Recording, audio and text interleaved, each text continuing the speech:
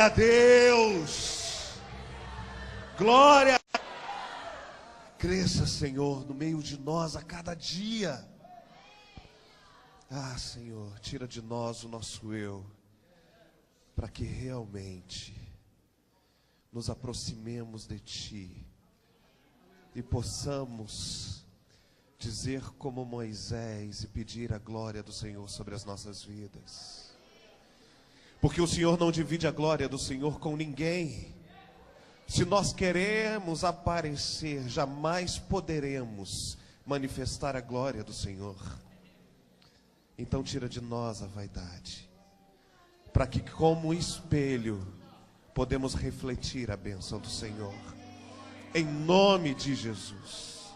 Amém. Pode sentar, querido. Que alegria estar com vocês mais uma noite. E que tristeza saber que é a última, pelo menos dessa semana. Quem sabe na próxima. O pessoal pediu para eu falar rapidinho dos livros. Tem 2 livros lá atrás. O primeiro se chama Ame. Ame. A gente coloriu a palavra com casamento. Não é um livro exclusivamente para casais, é um livro para quem quer formar uma família saudável. Porque eu digo que quem não se prepara para o casamento, se prepara para o divórcio. O segundo livro, Lápis, Papel e Caneta, é um devocional para jovens e adolescentes. Porque você já teve que ler aquele devocional que começa assim: ó Todo-Poderoso das galáxias, nesse inefável e grandioso dia, viemos-nos nesta manhã. Você já dormiu. Você não sabe nem o que é inefável. Então eu fiz um devocional para jovens e adolescentes com temas mais contemporâneos, sobre as crises que essa faixa etária passa, para você ter os seus momentos com Deus, mas com temas tipo: orar para quê, se eu já sei o que fazer? Cuidado, estou em obras, quando meu líder erra, quando o pecado bate a porta, como esperar no Senhor, o brilho no meio das sombras, a criação de Deus, como fugir de mim mesmo, e assim vai. Depois você pode estar lá atrás para me dar um abraço e você vê o material. Ontem nós falamos sobre como são forjados os eleitos, os escolhidos, em cima do texto de Daniel. E aprendemos que escolhidos só surgem, só aparecem, só são gerados em meio ao caos, em meio à tribulação, em meio à tempestade. Depois nós vimos a pergunta infeliz de Nabucodonosor.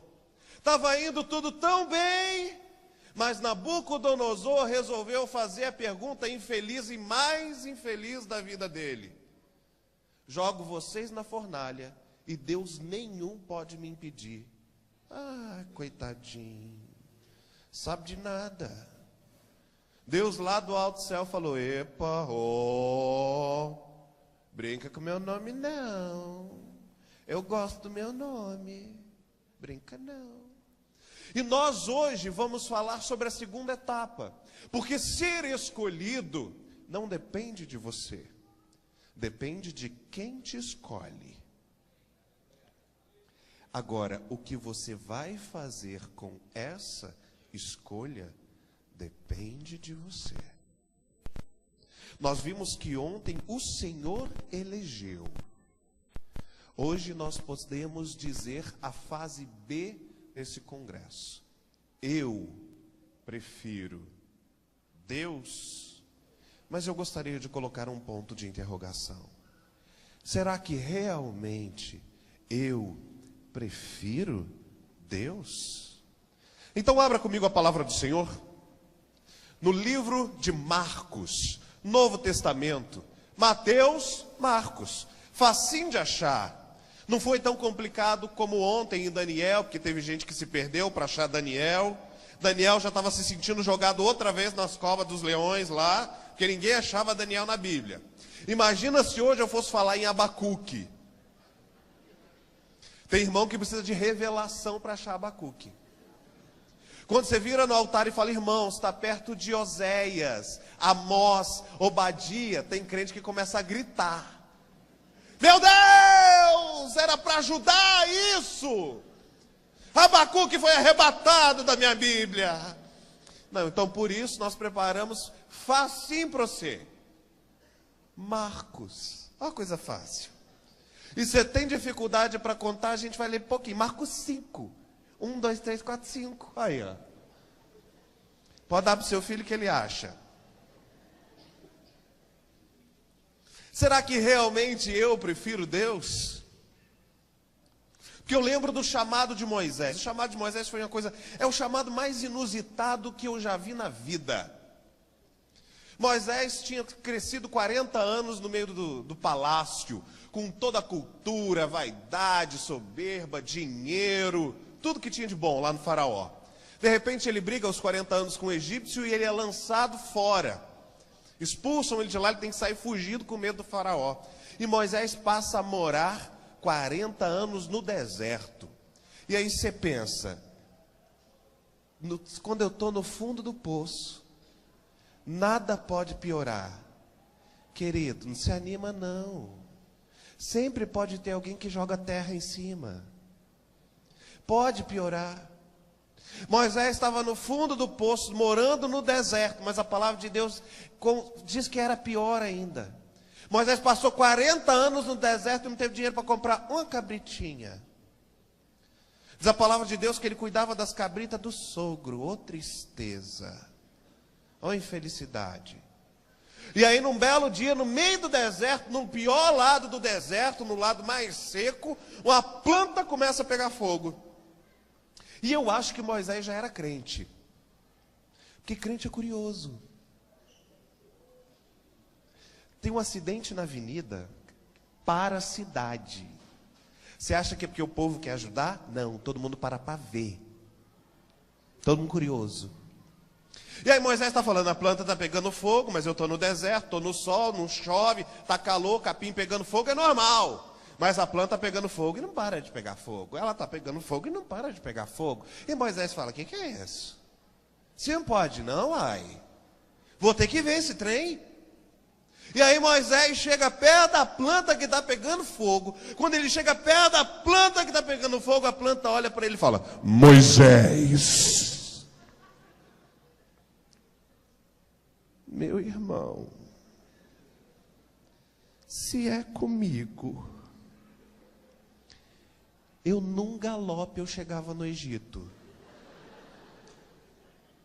Mas eu corria tanto, mas eu corria tanto, mas eu corria. Depois que eu estivesse bem longe mesmo, com um pau de língua para fora, eu abaixava assim e falava, está amarrado. Ou vai dizer que você é espiritual? Que você... Tem homem aqui que foge de barata. Imagina de uma planta que fala. Quer ver? Pastor resolve fazer vigília aqui e fala, não vou poder ir, você fecha a igreja. Aí você fala, glória a Deus, aleluia, quanta responsabilidade. Sai todo mundo, 3 horas da manhã você tem que ir embora. Você passa a chave na porta da igreja, quando faz clique, acaba a luz do bairro. Nesse momento, como homem espiritual que você é, que você faz? Creio em Deus Pai. E aí você vai andando como um crente fervoroso para sua casa que não tem nada a temer. Oh meu Deus, que barulho é esse? O que está acontecendo aqui? Ô Jesus, manda anjo. Manda mais anjo, Deus. Mais anjo, Deus. Oh Deus, está faltando um anjo. Tira tudo do céu e manda, Pai. Senhor, perdoa o meu pecado, Pai. Livra do ladrão, do assassino. Livra até da vaca, sei lá. Mas aí você está andando, acabou a luz do bairro. E está aquele silêncio, não tem ninguém na rua. Você mora naquela rua deserta, parece aqueles filmes que está capim rolando. De repente, você no meio da rua deserta, um poste de luz acende quando você passa embaixo. Faz... Nesse momento, você pega a sua alma que saiu pela boca, que está em cima no susto que você levou, e traz ela de volta e fala, volta que não está na hora. Engole. Imagina se esse poste de luz vira para você e fala, Mateus, meu querido, Fala para mim que tu tem fé. Fala para mim que tu é corajoso. Fala, mente. Aproveita, mente bonito agora. Tu corre gritando. A primeira pessoa que aparecer, você abraça e fala, tamo junto. O chamado de Moisés para mim... Moisés! Então, conhece o Egito? Morei lá um tempo já. É um lugar bom, morava assim de frente para o rio Nilo. Conhece Faraó? Ó, eu não queria não. Sabe como é que é, né? Falar mal é pecado, mas Faraó precisa. Faraó é mau. Pensa num cara ruim. Faraó. Todo dia de manhã, quando o Faraó acorda, o capeta está do lado dele com um bloquinho de anotações para aprender. Ele dá aula para o capeta. De tão ruim que ele é. Eu não queria falar não, mas já que o senhor perguntou. E eu acho muito incrível o chamado de Moisés. Porque ele foi um homem de fé, mesmo quando todas as coisas deveriam não ser. Ele preferiu escolher Deus a continuar no deserto. Mas você fala, trocar o deserto, todo mundo quer sair do deserto, né? Porque crente, quando fala deserto, o crente faz o sinal da cruz. Quando você fala assim, irmão, estou vindo um deserto, você já fala, está repreendido. Essa profecia não veio de Deus. Deserto, essa profecia veio do alto e sublime trono do capeta. Não veio de Deus. Mas acontece que o texto de hoje fala sobre uma escolha muito interessante. Marcos, capítulo 5, diz assim: então eles atravessaram o mar e foram para a região dos Gerazenos. Algumas passagens diz Gadarenos. É a mesma região, eram cidades vizinhas. Era como se fosse capital e cidade. Quando Jesus desembarcou, um homem com espírito imundo veio dos sepulcros ao seu encontro. Esse homem vivia nos sepulcros e ninguém conseguia prendê-lo, nem mesmo concorrentes, pois muitas vezes haviam sido acorrentados os seus pés e as suas mãos, mas ele arrebentava as correntes e quebrava os ferros dos seus pés como se fossem linhas. Ninguém, novamente diz, ninguém era suficientemente forte para dominá-lo. No versículo 5 diz, noite e dia ele andava gritando e se cortando com pedras entre os sepulcros, nas cidades e nas colinas. Esse mesmo texto em Mateus diz que por onde ele andava ninguém poderia passar. Versículo 6.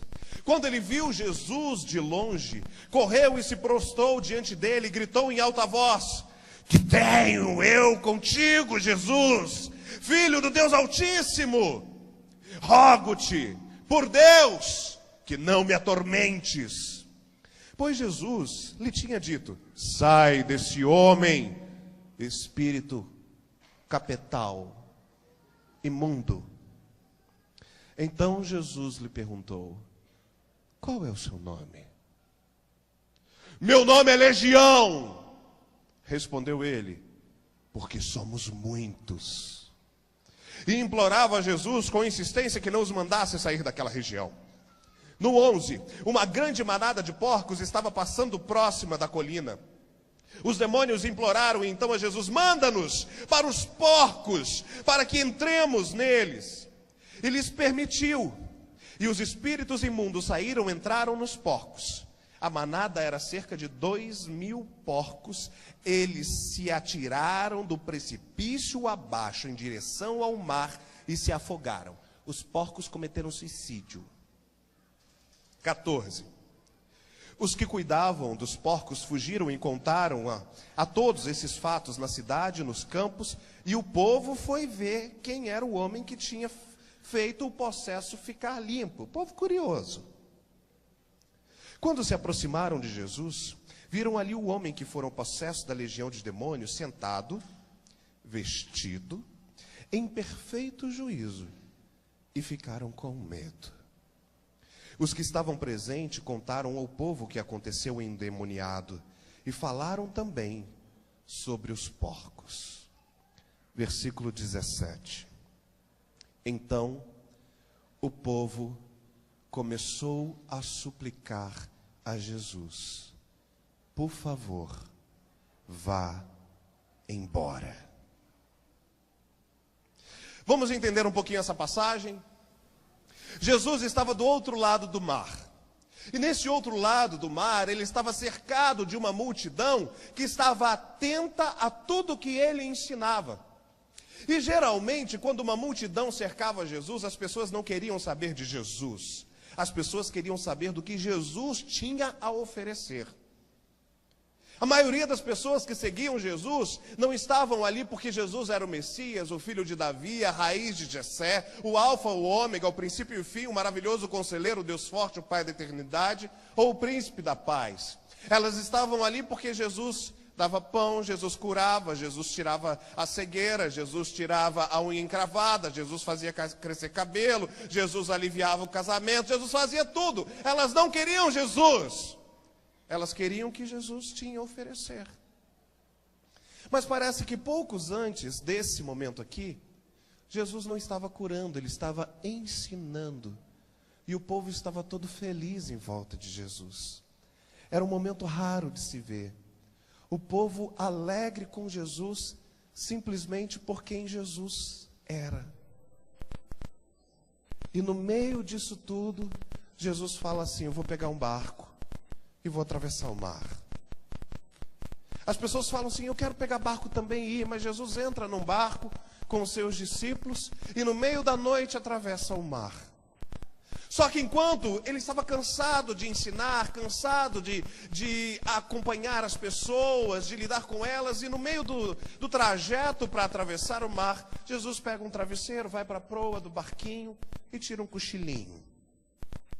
Enquanto ele começa a dormir, o vento começa a soprar. As ondas do mar começam a se agitar.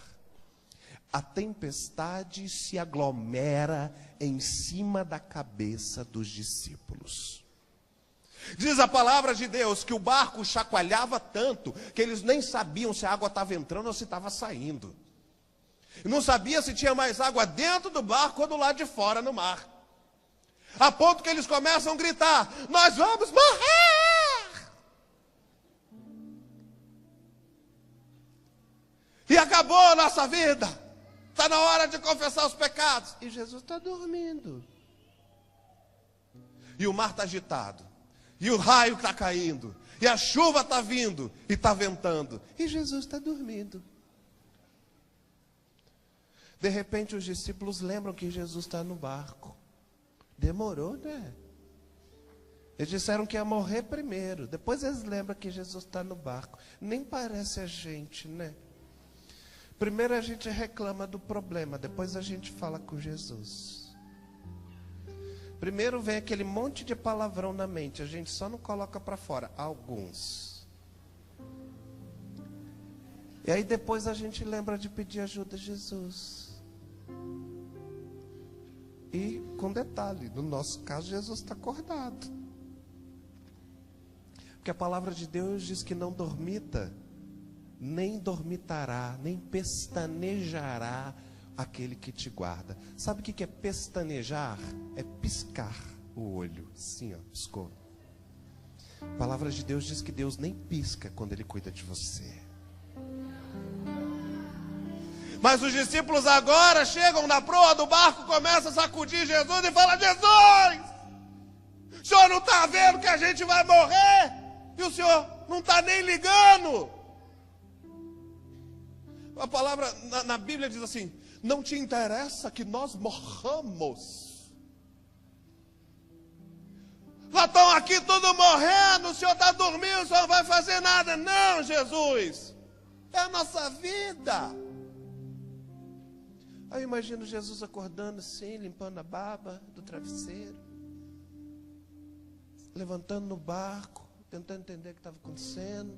Aí veio aquela tempestade toda, aquele monte de coisa, vento, barco tentando virar. Jesus encosta no barco assim, vira para a tempestade, para o vento, para os raios, para os trovões, para as nuvens, para as águas, e faz assim: estou dormindo. E imediatamente faz-se a bonança. Imediatamente. Jesus, da proa do barco, levanta a mão. Os ventos, as ondas, as águas, as tempestades se curvam diante dele, porque elas entendem quem ele é. Nós é que não entendemos. A natureza se estremece mais do que os discípulos dentro do barco. Eu imagino a natureza ficando toda afobada, dizendo: meu Deus, nós acordamos o nosso Criador. Silêncio total. E agora se pode ouvir até o barulho do grilo. Jesus pega e volta para dormir, porque estava com sono. E aí, discípulo, crente é fogo, né? Aí começa o burburinho entre os crentes. Os discípulos viram um para o outro e falam: quem é ele? Mas meu Deus do céu, você está com ele há quase 3 anos. E os discípulos começam a dizer: quem é ele? Eles já tinham visto Jesus ressuscitar, curar, limpar, fazer tudo, multiplicar. Mas pela primeira vez parece que a ficha cai. Eles olham para Jesus voltando a dormir. Um olha para o outro em estado de choque e diz: quem é ele? Porque os ventos e o mar lhe obedecem.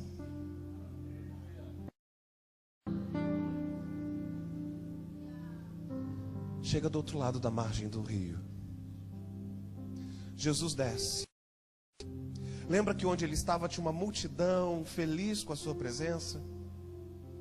Ele desce agora no povo gerazeno. E esse um homem não estava sóbrio. Esse peta no corpo. Jesus deixa isso com ele, atravessa o mar, passa por toda a tribulação, e a única pessoa que vem receber é o capeta. E não vem receber: seja bem-vindo aqui ao teu lugar, não. Vem receber: que nós estamos fazendo aqui. O que você está fazendo aqui? Veio me atormentar? Porque quando o capeta veio encontrar com Jesus, Jesus fala assim: sai. A gente imagina, como eu disse ontem, que a guerra do bem e do mal é uma coisa quase igualitária. E não é assim, queridos.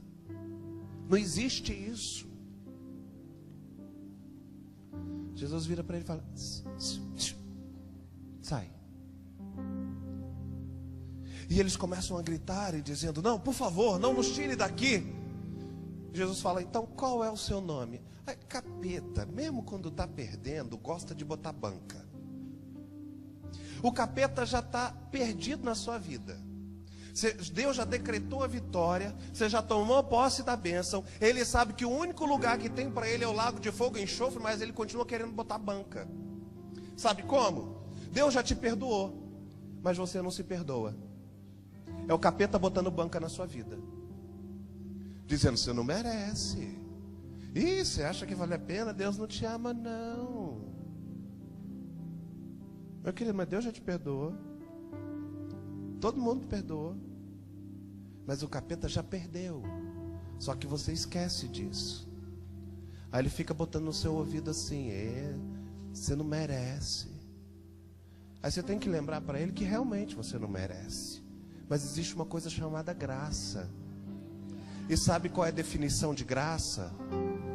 É para aquele que não merece. A definição de graça é favor imerecido. É bênção para quem não merece. Quem não merece? Eu, obrigado, é para mim. Você passa a vida inteira se culpando por algo que Deus já te perdoou. O capeta continua colocando banca na tua vida. Jesus expulsa o demônio, de repente ele pergunta qual é o seu nome. O demônio quer botar banca para capeta, para Jesus. O demônio quer virar para ele e falar: ok, nós somos legião, porque nós somos muitos, Jesus. Uma legião são 6.000. Uma legião é uma nomenclatura romana para definir uma quantidade de soldados. E uma legião são 6.000 soldados. Uma legião de demônios significa que tinha 6.000 demônios dentro daquele homem. É por isso que ninguém, e a Bíblia diz 2 vezes, absolutamente ninguém conseguia prendê-lo. Há anos ele vagava nu pelas ruas da cidade, morava no cemitério e se alimentava no cemitério. E deixa eu perguntar uma coisa para você: o que você acha que tem no cemitério para comer? Estrogonofe? Ah, não. Filé ao molho madeira. Não é não, vaso. No cemitério tem defunto. Agora você imagina, se enterrando um ente querido e aquele homem indo lá comer. Imagina como esse homem era visto pela cidade. A Bíblia diz que ele tinha família. Imagina a vergonha que era para a cidade. Imagina o ônus, a tribulação, os problemas que ele causava naquela cidade. Se na rua que ele entrasse ninguém podia passar, imagina o caos que era aquele homem naquela cidade. E agora ele diz: eu sou legião. Eu fico imaginando Jesus olhando para ele e falando assim: tá, e aí? E aí eles continuam: então por favor, não nos tire daqui. Tem uns porquinhos ali, manda a gente pro porquinho. E aí Jesus fala: tá bom, pode ir, pode ir, pode ir. Tinham 2.000 porcos, 6.000 demônios. Foi 3 demônios para cada porco. Eu não sei se foi aí que surgiu a palavra espírito de porco. Mas eu sei que quando o porco recebeu 3 demônios, eles se suicidaram. Eles com um demônio no corpo, falaram: meu Deus, o que eu faço agora? Olhou para o abismo e falou: é aqui, vem em mim, morte, que eu estou facinho. E se jogaram e morreram afogados. E o homem está liberto. Depois de anos, ele pode voltar para sua casa. Ele pode voltar para sua família. Ele pode voltar para sua cidade. Depois de anos, as pessoas olham para ele. Ele está calmo, sentado, vestido, conversando em perfeito juízo. Depois de anos, aquela cidade não seria mais atormentada, porque no mínimo ela tinha agora 6.000 demônios a menos. Ó, tirar 6.000 demônios da cidade uma vez só. Imagina quanta pombagira vai deixar de ter trabalho. Imagina. Aquela cidade deveria se prostrar diante de Jesus e falar: nós durante décadas tentamos segurar ele e não conseguimos. O Senhor em alguns minutos fez o que ninguém conseguiu. Mas aquela cidade viu aquele homem e lembrou dos porcos. Ninguém quis saber se o homem estava bem. Eles viraram para Jesus e falaram: cadê os porcos? Disseram: não, eles se suicidaram. Mas por quê? Porque eu libertei vocês do jugo de Satanás. Mas quem disse que a gente queria ficar livre do jugo de Satanás? A gente queria os porcos. Faz um favor pra gente, Jesus. Vai embora. Faz um favor pra gente, Jesus. Pisa mais aqui não. Mas eu acabei de tratar e curar o maior problema da cidade. Vai embora. Mas eu acabei de salvar uma pessoa, devolvê-la para sua família, para sua casa, para sua vida. Ninguém nunca tinha conseguido fazer isso. Jesus, vai embora. A gente não quer o Senhor. A gente quer os porcos.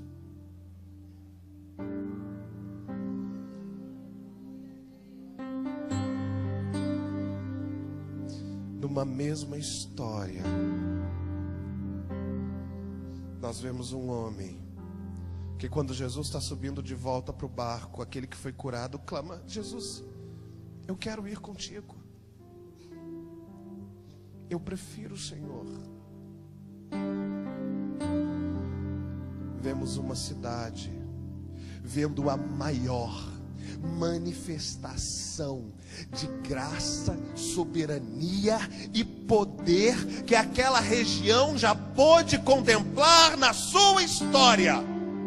E essa cidade inteira se reúne para dizer: nós queremos os porcos. Por favor, Jesus, vai e não volta mais aqui não. Nós não queremos o Senhor. A primeira pergunta que eu faço não é se Jesus ficou magoadinho. Que Jesus não se magoava não, querido. Jesus não tinha problema de baixa autoestima, não. Quem tem problema de baixa autoestima somos nós. Jesus curava todo mundo, a maioria nem sequer vinha agradecer. Teve uma época que ele curou 10 leprosos, 2 veio agradecer, 8 nem voltaram para saber quem era. Jesus não ficou magoadinho e falou assim: ah, não vou mais fazer nada, vou voltar para o céu. Ninguém me ama, ninguém me quer, todo mundo me usa. Jesus não ficou magoadinho não, querido. É a gente que fica magoadinho. Você está num congresso desse, você colocou a cadeira, mas não falaram o teu nome aqui na frente, o que você faz? Não trabalho no próximo. Não me honrou. Jesus ficou magoadinho não. Você entra dentro da igreja, alguém não te cumprimenta por N fatores, o que você faz? Passa 3 meses. Não, mas não sai da igreja não. Você continua vindo na igreja só para falar mal daquela pessoa.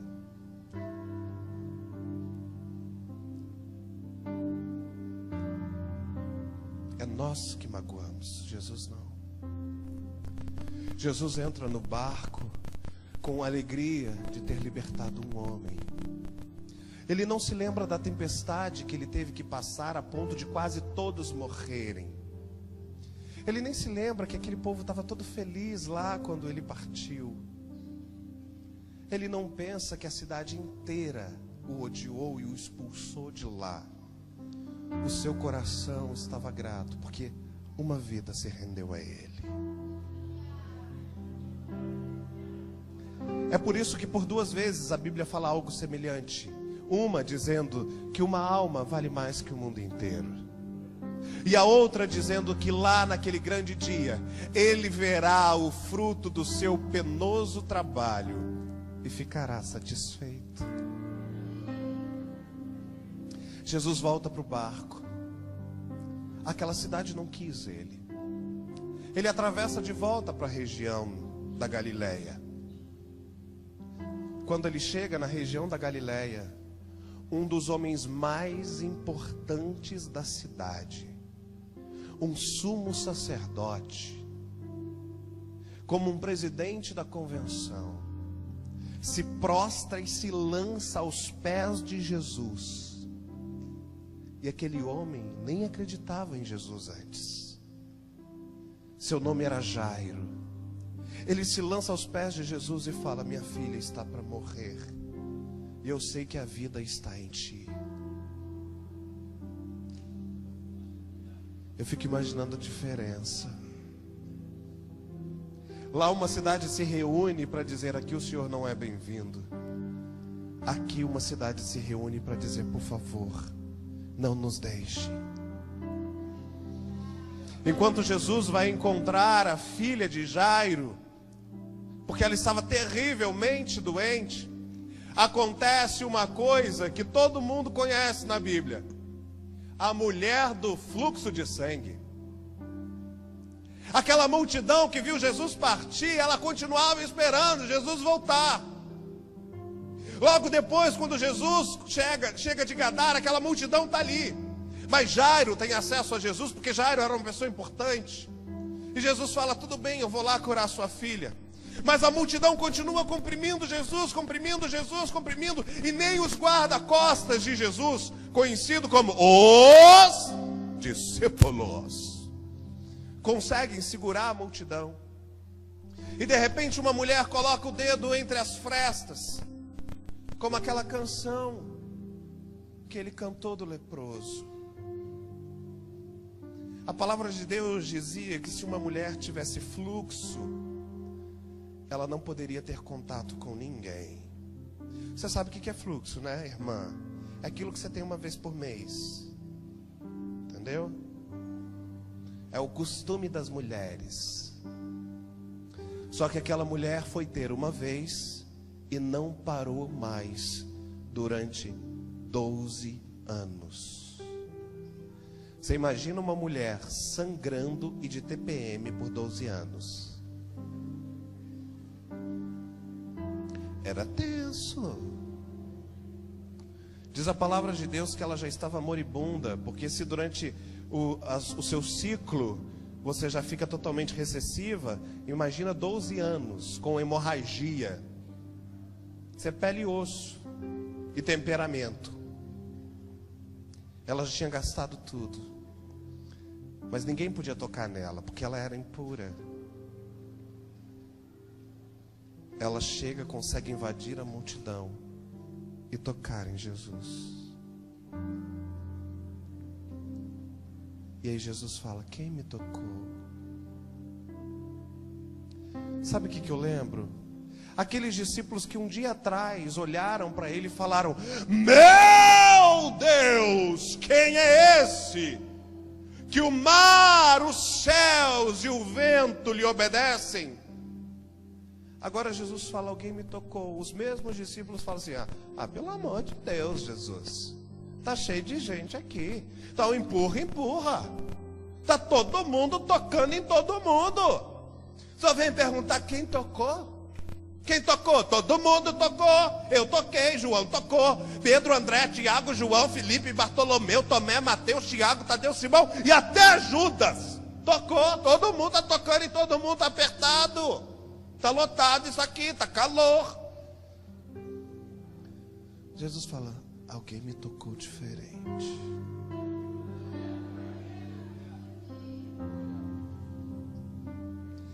Esse texto tem algumas lições que eu quero compartilhar com você. A primeira, eu quero te lembrar quem são os discípulos, só para você acalmar teu coração. Sabe qual era a principal função dos discípulos? Atrapalhar.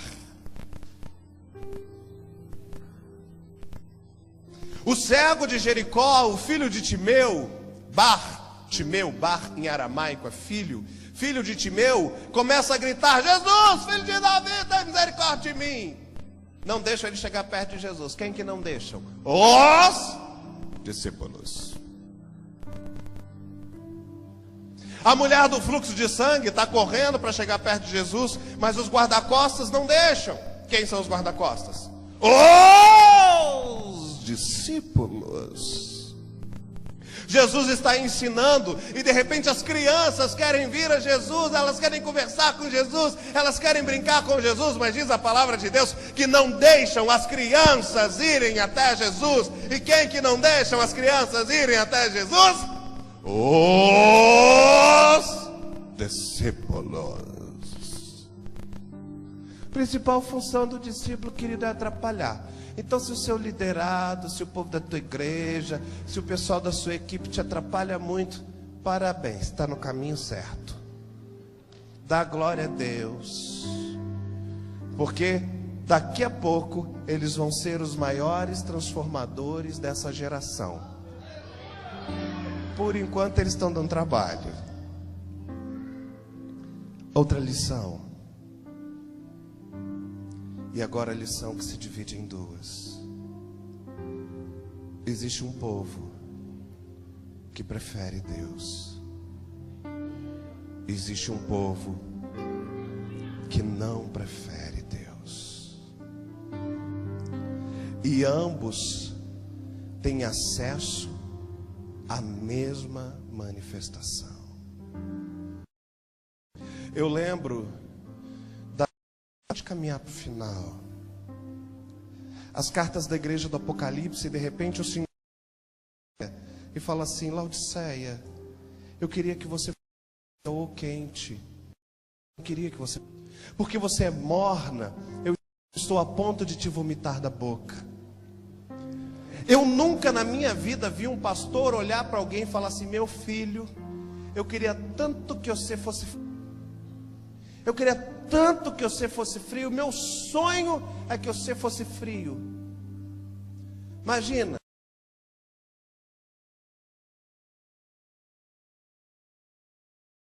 Não consigo imaginar isso. Mas a palavra de Deus em Apocalipse, quando ele fala no capítulo 3 às igrejas, ele diz: mas você é fria ou quente? Mas você não é nem quente, você é morna, eu vou te vomitar. A igreja de Laodiceia era riquíssima, poderosa. A cidade era riquíssima e poderosa, mas ela não tinha fonte de água. Ela era deserta. Do lado da cidade de Laodiceia tinha uma cidade chamada Colossos. E do outro lado da cidade de Laodiceia tinha uma cidade chamada Hierápolis. Colossos da carta de Paulo aos Colossenses. Colossos tinham muitas fontes de águas, águas quentes, como as nossas Caldas Novas no Goiás. As águas que brotavam eram pelando, ferventes. E aí o povo acreditava que quem mergulhasse naquelas águas pelando, ferventes, eram curados. Mas Laodiceia não tinha. Hierápolis, por sua vez, tinham muitas fontes de água, mas águas muito geladas e com muita quantidade de sais minerais. As pessoas acreditavam que quem mergulhasse nela, elas eram revitalizadas, tinha energia positiva. Mas Laodiceia não tinha fonte de água. Sabe o que construiu dutos, canalizou águas de Colossos até ela. Quando atravessavam todos os dutos e chegavam em Laodiceia, elas não eram mais quentes, elas eram mornas. Então Laodiceia agora tenta trazer as águas de Hierápolis, as águas geladas, cristalinas, revitalizadoras, por dutos, por canos. Mas ao passar pelo calor do deserto, aquelas águas não chegavam mais geladas em Laodiceia, elas chegavam mornas. Jesus vira para Laodiceia e fala: eu queria que você fosse quente como as águas de Colossos que trazem cura, mas você está morta. Eu queria que você fosse gelada como as águas revitalizadoras de Hierápolis, mas você está. Você, Laodiceia, para que você serve?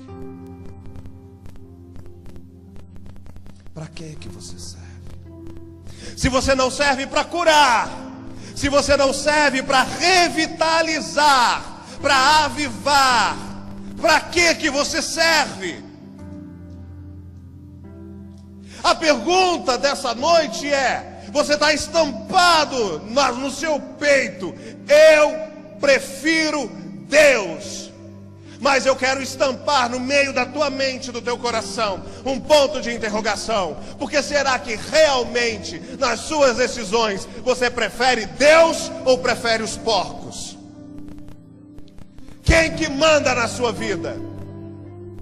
Quem que você consulta antes de fazer qualquer coisa? A sua sabedoria? A sua intuição? Você prefere os porcos? Você se irrita por qualquer coisa?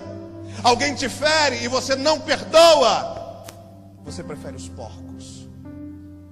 Porque preferir Deus significa amar quando ninguém ama, perdoar quando ninguém perdoa, estender a mão quando ninguém estende, caminhar a segunda milha, abençoar quem te amaldiçoa, não se conformar com este século, é ter um namoro em santidade quando todo mundo se perde, é ter um casamento onde o principal desejo da sua vida é o seu marido ou a sua mulher e não a vizinha ou o seu patrão. É conseguir controlar a sua língua venenosa quando você quer destruir a vida daquela outra pessoa que você sabe que ela não presta, mas não te interessa. Se ela não presta, o problema é dela com Deus, não é seu. Deus não te nomeou juiz ou advogado. Cada vez que você faz aquilo que Jesus não faria, você está escolhendo os porcos. Você é Laodiceia. Se olha do céu para você e fala: cara, vou vomitar.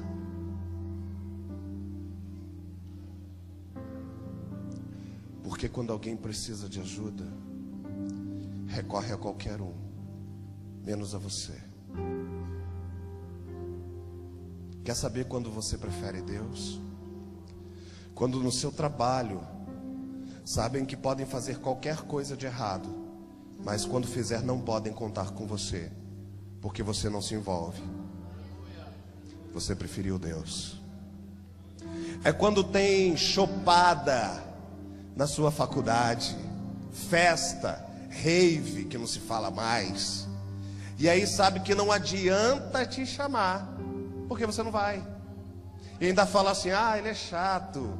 Ou quando você chega na rodinha, que está todo mundo contando aquelas piadinhas, aquelas que todo mundo ri, de doer a barriga, de tão indecente que é. Quando você chega, todo mundo fica quieto, fala: ah, chegou estraga prazer.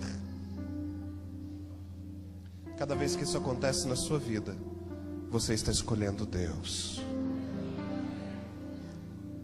Mas cada vez que isso não acontece, o fato é que você escolheu os porcos. Se as pessoas chegam perto de você para contar fofoca, é porque elas sabem que você vai ouvir. Porque se elas soubessem que você não ouviria, elas não fariam isso.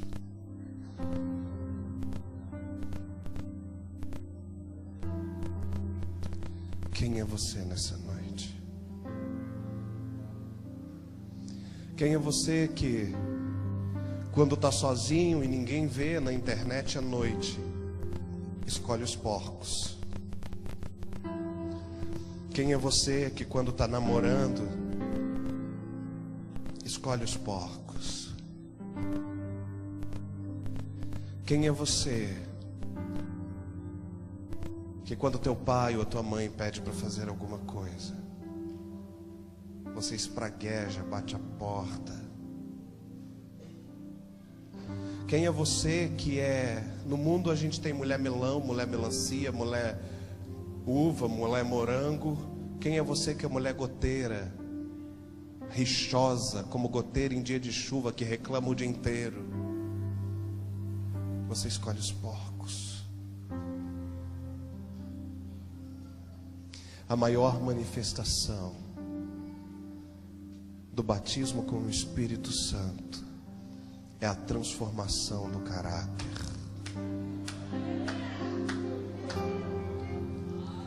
Aquele que mentia não mente mais. Aquele que roubava não rouba mais. Aquele que traía não trai mais. Aquele que adulterava não adultera mais. Aquele que mentia não mente mais.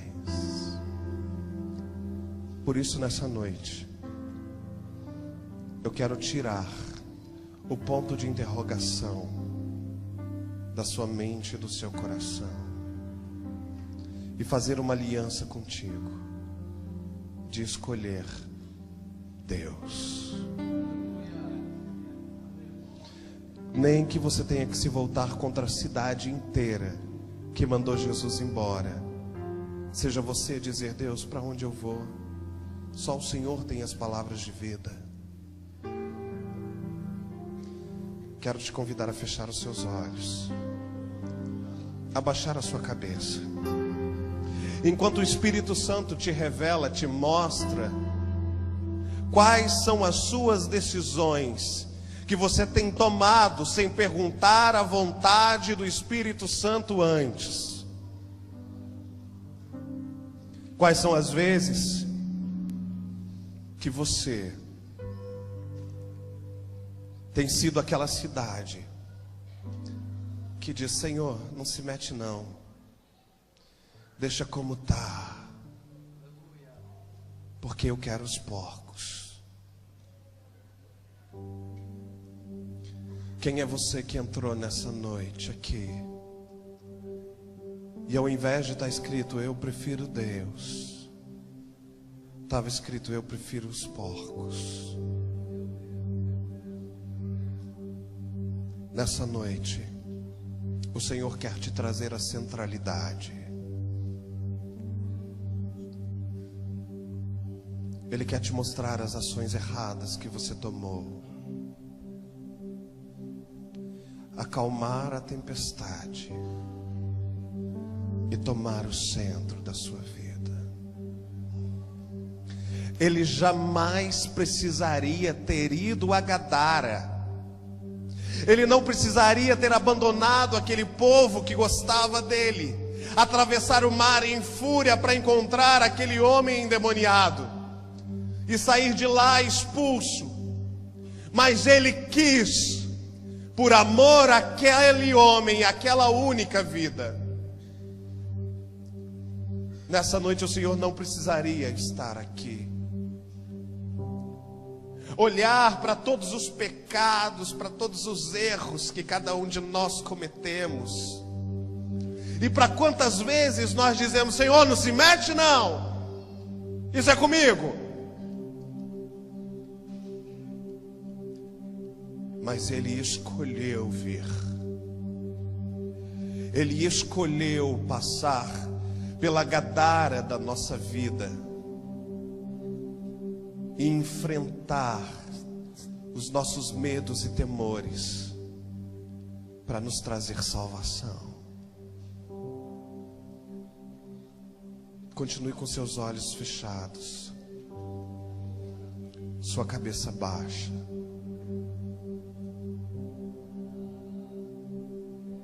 O Espírito Santo está movendo a partir da galeria e descendo.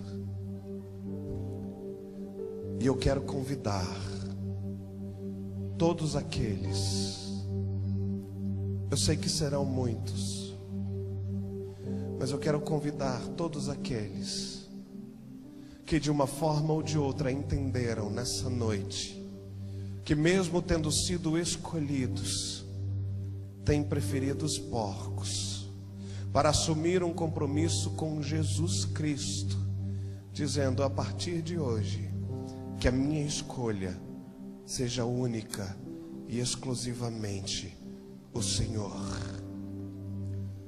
Todos vocês que já escolheram ou estão escolhendo os porcos e querem mudar, venham aqui à frente que eu quero orar por você agora.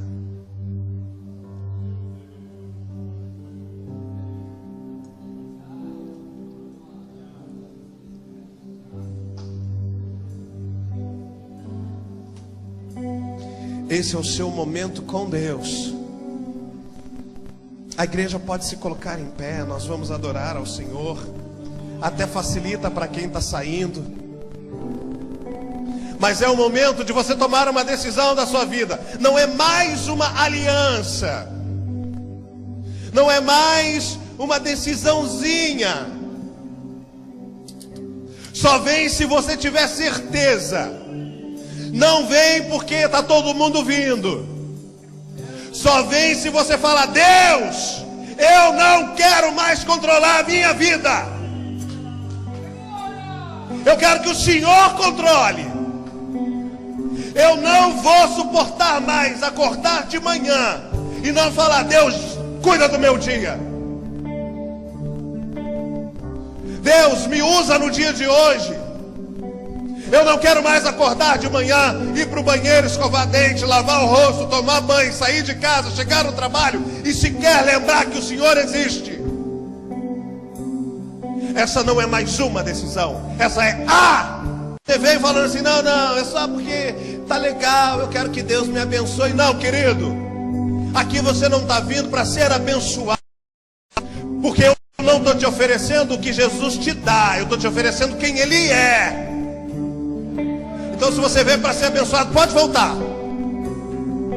Agora, se nessa noite você está dizendo assim, eu tenho feito escolhas erradas, o Espírito Santo tem ministrado no meu coração várias vezes, e mesmo assim eu tenho feito do meu jeito, eu quero mudar, eu preciso de ajuda, eu estou aqui, Deus, só com o Senhor e mais ninguém. Eu estou aqui diante do teu altar dizendo, Senhor, eu sou Laodiceia, eu estou morno. Eu estou aqui diante do teu altar dizendo, Senhor, se o Senhor tivesse atravessado todo aquele mar, possivelmente eu seria aquela população que estaria pensando nos porcos, no dinheiro, no trabalho, na família, em qualquer coisa menos no Senhor. Então tem misericórdia de mim nessa noite.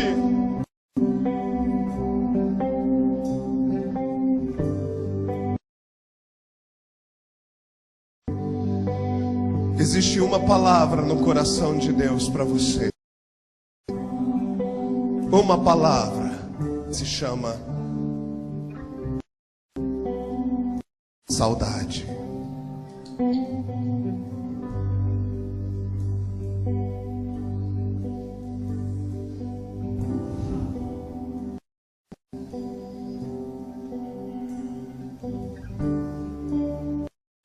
Ah, Jesus.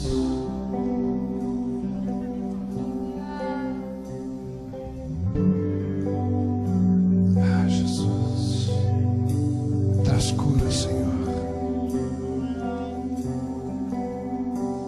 Muda destinos, Pai. Aviva corações.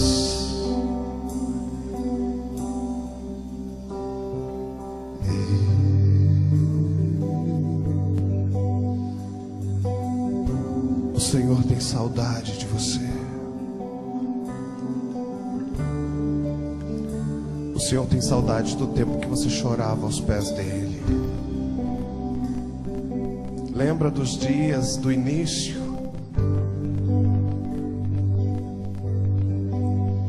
Que o povo até brincava com você, de tanto que você lia a Bíblia, de tanto que você falava de Deus.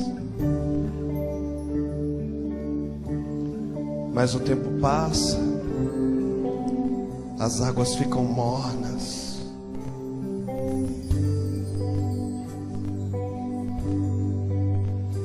Nessa noite Ele quer parar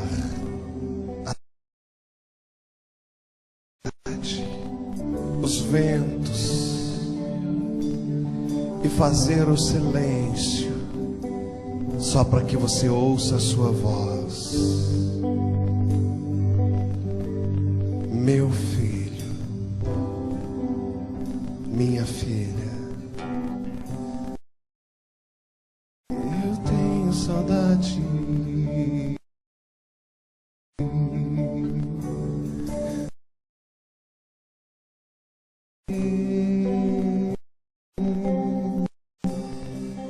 Tem ciúmes de mim. O seu amor é como um furacão e eu me rendo. Misericórdia.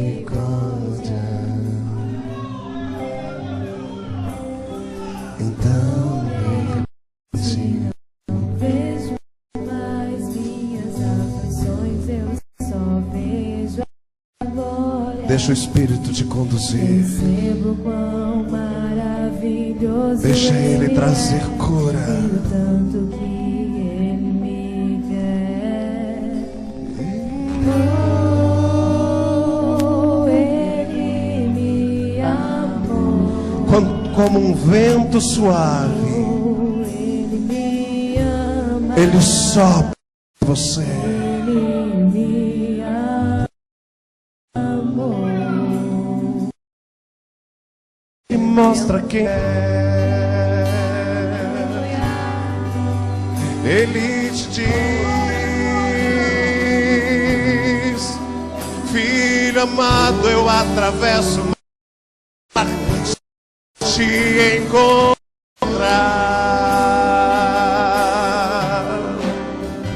Tem ciúmes de mim, Senhor. O seu amor é como furacão. E eu me rendo.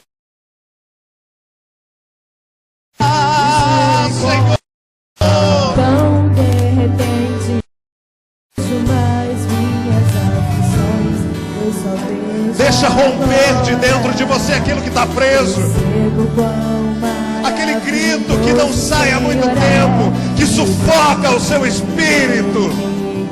Aquelas lágrimas que estão teimando em não cair. É um momento de rendição total. O momento de você dizer: não sou mais eu quem vivo, mas Cristo vive em mim, em mim.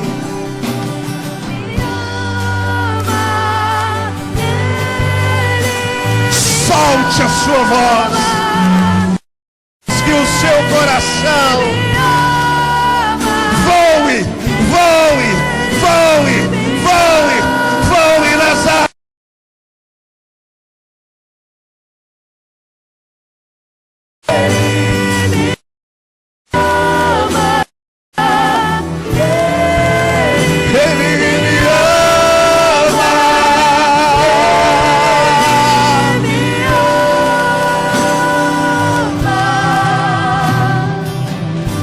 sua herança e ele é o nosso galardão. Seu olhar de graça, Usa praia, oh, redenção. essa graça. É um oceano. Estamos afogando meu coração. Tempo acelerado. E eu não vou ficar. Momentos quando penso que ele Me ama, Ele me ama.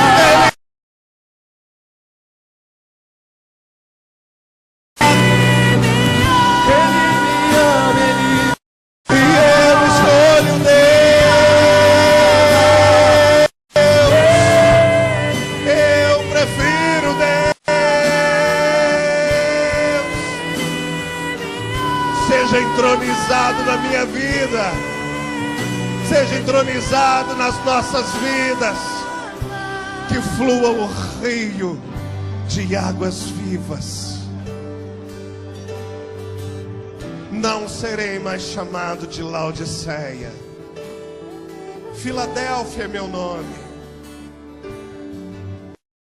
Não serei chamado Dara. Filho de Deus é o meu nome. Senhor, eu preciso de Ti. E eu prefiro a Ti.